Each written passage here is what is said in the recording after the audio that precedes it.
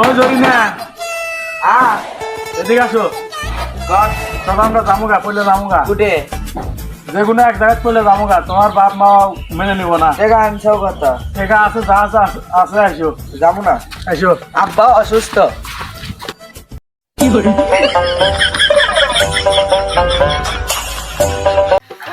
শালা টুকুন যে বেটি তাবিজ করে নিয়ে আমার বেটাকে নিয়ে চলে গেছে। শালা 1 লাখ টাকা নিয়ে গেছে, বিজনেস তোলা আসলো, ওটাও নিয়ে গেছে।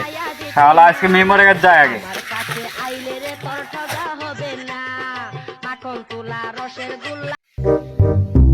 আসসালামু আলাইকুম।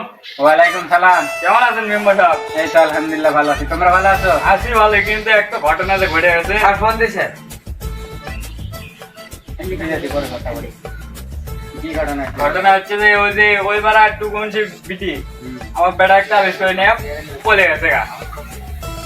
এখন কি করার? কি করার? তুমি আজকে বিছান নিয়ে ঠান্ডা মাথায় বসো, তারপরে কথা বলে। প্লেটটা নিয়ে এসো।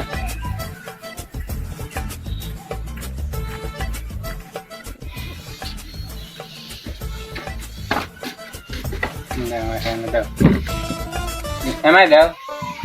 হ্যাঁ বসি, হেঁটে বসি। তো এখন ঘটনা হচ্ছে যে আমার ছেলে তো স্যার ফোন বুঝে নাই। আরে ভাই বলতেছি একটু মিটিং এ আছি, ফোনটা পরে দিতে বলো। তো এখন কি করার? ছেলে তো অত বুঝে নাই। স্যার মিটিং এ আছে, পরে কল দেন। বিছানার নিচে 1 লাখ টাকা ছিল, ওইটা শুদ্ধ নিয়ে চলে গেছে। এখন আর বিটি কি না কি তাবিজ করছে না করছে ওই জানে, আর ওর বিটি জানে। এখন আপনার কাছে একটু বিচার দিলাম, এখন আপনি যা করেন। সব তাহলে আসি।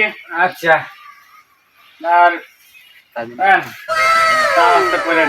আর আমার বিচারটা দেখেন। আচ্ছা আচ্ছা। আসসালামু আলাইকুম। ওয়ালাইকুম ম্যানেজার সাহেব, ওই যে টুকুমুচি বাড়ি যাও তো, ওর বাড়ি যাওয়ারে বলবা যে আজকে বিকেলে একটা সালিশের আয়োজন করা হয়েছে, ওই জন্য আসে। আচ্ছা যাচ্ছি, তাড়াতাড়ি যাও। টুকুমুচি ভাই বাড়ি কাছে আসবা কও। বাইরে আসেন তো। না বাবা, ঘর মধ্যে আমার শরীর খুব একটা ভালো না। না আপনি বাইরে আসেন।